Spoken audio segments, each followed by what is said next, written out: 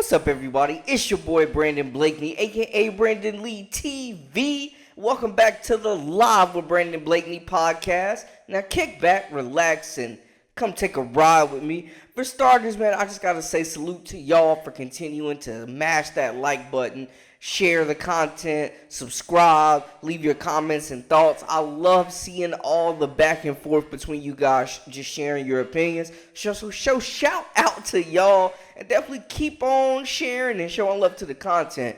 Today, we got to talk about JuJu Watkins and how she just put up 51 points to lead SC over the number 4 team in the nation, the Stanford Cardinal and Cameron Brink. Sheesh, she just set the record for single game scoring in USC history. And y'all know the type of legends that have come through there. JuJu is proving that she is one of one. And the Wnba and the NCAA might need to be getting together to talk about a potential one and done type of rule, because this 2024 class is loaded. And last night, JuJu Watkins made her stamp for National Freshman of the Year and an argument for National Player of the Year. But before we get into all that, make sure y'all hit the subscribe button for all the latest and the greatest and join our memberships. We got that exclusive content coming daily, weekly, whenever you need it. Now, let's get into it. You are now locked into the Live with Brandon Blakeney podcast. Here is your host, Brandon Blakeney. USC picked up the win 67-58 on the road against in-state rival Stanford, who came into the game as the home favorite, number 4 in the country.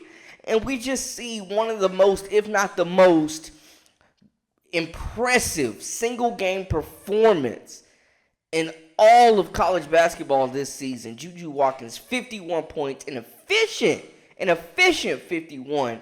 And I'm just saying, she put this program on her back. She's been doing it all year. But last night, the nation had to take notice. JuJu with the 51 ball, the 51 piece. Are you kidding me? And she found her offense within the flow of the team's offense. She found shots within their system, and she made them off the dribble. I mean, she just looks like a pro. She can get anywhere she wants on the court, off the dribble, and get to her shot. Contested, it don't matter. Double team, it don't matter. You run her off the 3, she's coming into the lane and taking everything she wants. Paint touch after paint touch. She's just an efficient finisher around the cup with either hand, and she proved that last night. Stanford had no answers. Frankly, they threw multiple defenders at her and tried to slow her down, but it didn't matter who they matched up on. JuJu, she continued to just light them up, and it's great for the women's game, and it's also showing that this is a guard that's a freshman that is pro-ready right now. If there was a one and done, I think JuJu Watkins would be in the conversation this year for the number 1 draft pick in the WNBA. She's that good, she's that pro-ready, and she's that complete of a player right now to where, you know, she can score at all 3 levels. She came in known as a bucket getter. We knew that, but also just controlling the pace, rebounding the basketball, getting players involved around her, making players around her better, the leadership, the composure, the poise in the big moment to go for 50 plus on the road against the number 4 team in the nation, anchored by one of the best defensive players, and Cameron Brink was definitely bringing it, blocking shots. But my goodness, we got to revisit the rules here, because JuJu doing this for 3 more seasons after this is insane to think about. And she's one of the star freshmen, if not the star freshman, in this 2024 class that has set the college hoops world on fire, guys. She goes for 51 and just a scoring output that has been unmatched so far. We talk about the great scorers like Caitlin Clark, Angel Reese. You know what I'm saying? We've seen great scorers come through and have big games. But 51 on the road under the bright lights? Stanford is no slouch, people. We talking about the number ranked 4 team in the nation. And JuJu's out there just feeding them bucket after bucket after bucket. And it just shows that she's one of one. This is a generational level talent. the next face of college basketball, and we're just seeing her impact the way that she's turned this USC program around, has them relevant, very much in the thick of things in the Pac-12 conference in the last year. They're going to move up the rankings. They'll be a top 12-15 team at least, I'm thinking, and it just shows you just the composure of this young freshman out here. JuJu Watkins is so different, y'all. There were times USC was down throughout this game, and whenever they needed a big bucket, they obviously went to JuJu Watkins. Mackenzie Forbes also had double digits, the only double-digit scorer on the Trojans roster with 12 points. Shout out Raya Marshall, though, man. She only played 13 minutes but had 6 big rebounds. Also, Caitlin Davis held her own on the boards. And then JuJu Watkins with 11 rebounds, leading the team in rebounding and scoring.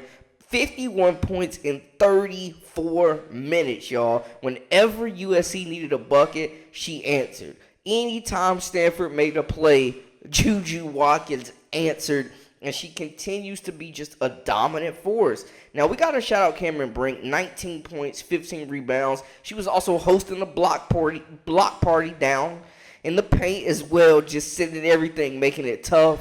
Hannah Jump does what she does, comes in, makes shots, and she's been, a good piece in the backcourt that they've been able to rely on. Then you look at Kiki Arafin, 16 points, 9 boards. They continue to boast the best front court in the nation. And they got what they needed from their bigs. But I tell you what, man, they just continue. They tried Talana Lapolo. She had no answer for JuJu. Hannah Jump, no answer for JuJu. They continued to try to plan for her, and Coach Vanderveer just had no answers. And this is just a huge win for USC overall. Love what we saw from them moving to 15-4 on the season. Stanford, only their third loss. They dropped to 19-3, and they got to bounce back quick. They got a big game against UCLA, as well as, USC playing tomorrow against California. But 51 points? Are you kidding me? Are you kidding me? Coming off the tough loss to Washington, USC is just, they got the big win against UCLA, and then they get another ranked win against a conference foe in Stanford. And this just shakes up the Pac-12 even more, man. It just shakes it up and makes things even more crazy. But I'm telling you guys, they need to re-examine this one and done rule, because 3 more years of JuJu Watkins is just scary for the rest of the nation. She's just stamping that she's one of the best players, and she could finish her college career if she's continuing this route. She's starting like this. We can look at her as potentially the greatest college women's basketball player ever, just based off the trajectory that we're seeing. You're expecting her to win. They've got some really good recruits coming next season, one of the top classes in the nation. Reinforcements coming to join JuJu Watkins, and she's got LA on her back right now, guys.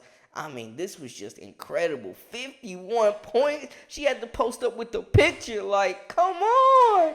When you got players, man, it's just, man, there's just so much talent that have come through those doors. And we're seeing maybe the greatest in JuJu Watkins. 51 points, guys. What in the world? Do y'all know how crazy that is? How are y'all feeling about it? Especially those that watched the game that just saw, she was just high percentage shots, making them off the dribble, making them contested. They threw length at her. It didn't matter. They put a smaller defender on her. She still scored it. It did not matter. JuJu Watkins just showing that she is the real deal, Holyfield. And I'm just blown away. I'm blown away. She's been better than advertised. And she came in with a lot of hype, being the number 1 overall recruit in a deep 2024 class, and she has gone beyond and lived up to more than the hype. She's better than we anticipated, and very fast, very just adapting, made a smooth transition to the college game, and she's continuing to put her stamp and her handprints all over this college basketball season in year 1. This is just year 1, guys. But y'all let me know how y'all feel about the situation. This 2024 class is nuts. Should JuJu be able to be a one and done? Y'all holler at me. Let me know in the comments. And just what is a successful season for USC this year? Where do they stack up among the rest of those titans in the Pac-12, the Stanfords, the Utahs, the UCLAs? You know, they're waiting Lauren Betts' day-to-day, so we're waiting to hear back from that. Huge potential loss for them, for the Bruins as well. But y'all let me know. Holler at your boy. That's a wrap for us. For all the latest and the greatest, I am Brandon Blakeney, a.k.a. Brandon Lee TV. Until next time, we out.